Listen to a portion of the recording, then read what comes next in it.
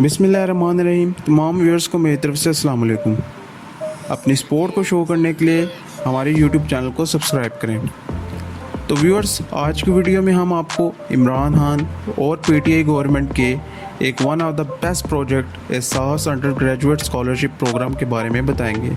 इस वीडियो में हम आपको स्कॉलरशिप के साथ साथ ये भी बताएंगे कि इस स्कॉलरशिप के लिए किस तरह से अप्लाई किया जाए और बाकी प्रोसीजर क्या होगा अप्लाई करने का। इसके साथ साथ हम आपको ये भी बताएंगे कि इस स्कॉलरशिप के लिए कौन कौन से स्टूडेंट्स एलिजिबल हैं।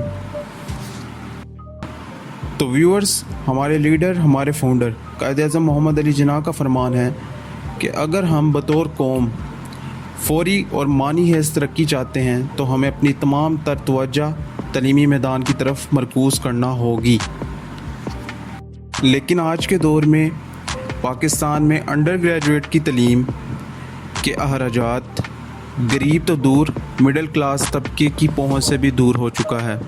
यही वजह है कि इमरान खान और पीटीआई गवर्नमेंट ने ये प्रोजेक्ट लॉन्च किया। इस प्रोजेक्ट को लॉन्च करने का मकसद उस गरीब तबके को रिलीफ देना है जिसकी तनख्वाह 35,000 से कम है। इस सारे प्रोजेक्ट को सुपरवाइज कर रही थी डॉक्टर सानिया निश्तर, जिन्होंने इस सारे प्रोजेक्ट को बहुत ही शफाफ तरीके और बेहतरीन तरीके से आगे चलाया। इस वक्त बहुत से स्टूडेंट्स ये सोच रहे होंगे कि इमरान खान गवर्नमेंट तो अब रही नहीं, तो हो सकता है ये प्रोग्राम भी ना रहे। तो ऐसा बिल्कुल भी नहीं है। ये प्रोजेक्ट चलता रहेगा। प्रेजेंट गवर्नमेंट इसको बिल्कुल भी ख़त्म नहीं करेगी। लेकिन ये हो सकता है कि मे बी इसका नाम वो चेंज करके Benazir undergraduate scholarship programme रख सकते हैं।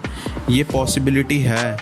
लेकिन अगर हम पाकिस्तान के प्रेजेंट पॉलिटिकल मोमेंटम को देखें तो हम किसी भी शक के बगैर कह सकते हैं कि अगली गवर्नमेंट पीटीआई की होगी।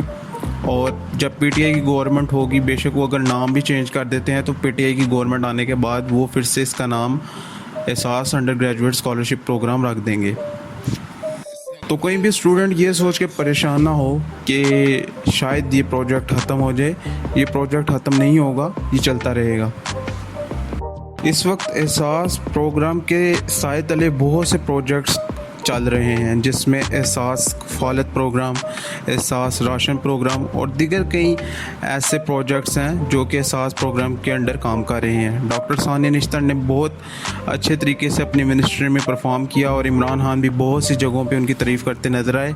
यही वजह है कि पंजाब में पीटीआई गवर्नमेंट बनने के बाद इमरान खान ने डॉक्टर सानिया निश्तर को पैगाम पहुंचाया कि आप पंजाब के सारे मामलात, जो फलाही मामलात हैं और एहसास के मामलात हैं, वो आप संभालें।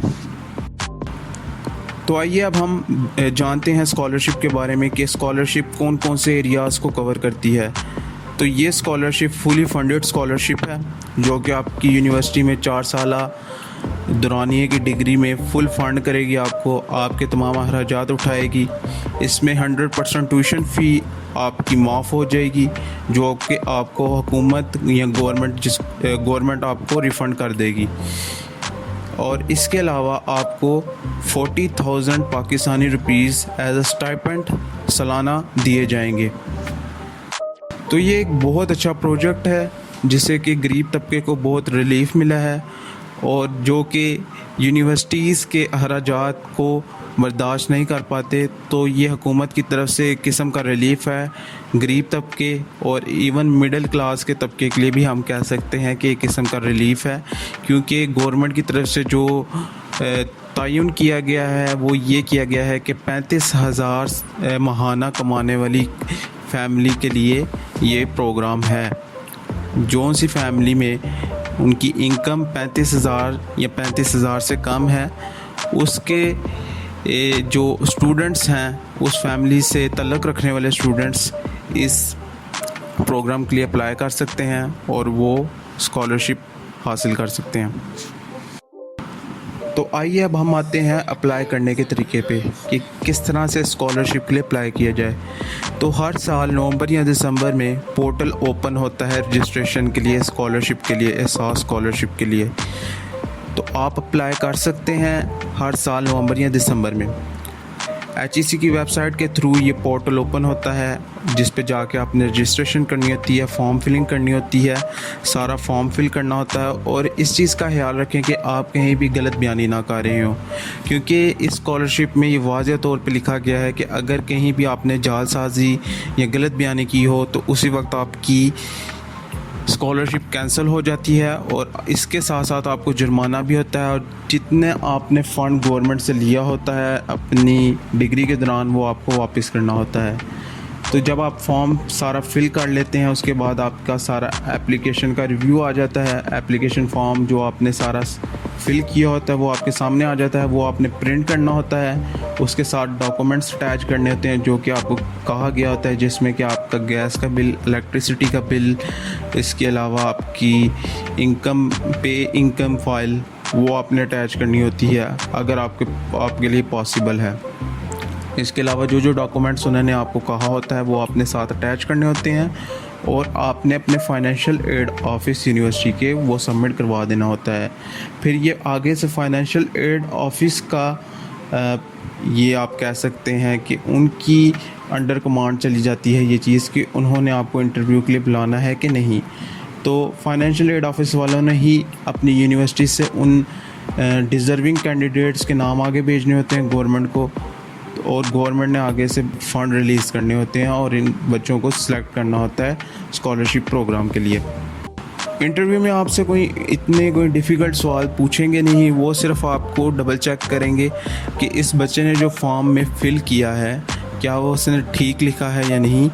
तो इंटरव्यू करने का बेसिकली मकसद ये होता है कि आपने कहीं गलत बयानी तो नहीं की फॉर्म फिलिंग में, क्योंकि अक्सर ऐसा होता है कि ऑनलाइन वेबसाइट्स या ऑनलाइन अप्लाई करने के दौरान काफ़ी लोग गलत बयानी कर जाते हैं। लेकिन इंटरव्यू करने का मकसद ये है कि डबल चेक हो जाए कि ये गलत बयानी तो नहीं कर रहा कहीं फॉर्म फिलिंग में। तो इंटरव्यू इतना कोई मुश्किल नहीं होता अगर आप अपने आप को डिज़र्विंग समझते हैं और ये समझते हैं कि आप 35,000 माहाना इनकम वाली फैमिली से हैं तो आपकी स्कॉलरशिप लाजमी लगेगी। अब आ जाते हैं हम एलिजिबिलिटी क्राइटेरिया पे कि क्या क्या चीज़ें एलिजिबिलिटी में आती हैं इस स्कॉलरशिप के लिए।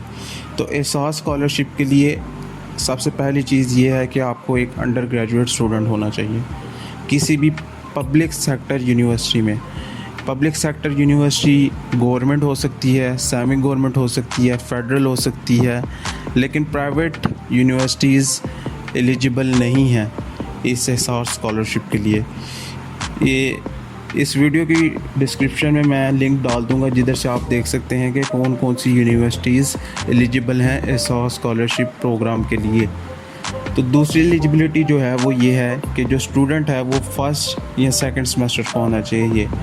थर्ड, फोर्थ, फिफ्थ, सिक्स्थ इन सेमेस्टर्स के स्टूडेंट्स को नहीं कंसिडर किया जाता है एहसास स्कॉलरशिप के लिए, सिर्फ फर्स्ट और सेकंड सेमेस्टर्स के स्टूडेंट को कंसिडर किया जाता है। तीसरी जो एलिजिबिलिटी है वो ये है कि जो भी स्टूडेंट अप्लाई कर रहा है एहसास स्कॉलरशिप के लिए तो उसकी फैमिली की इनकम या तो 35,000 इक्वल होनी चाहिए, 35,000 रुपये, या इससे कम होनी चाहिए।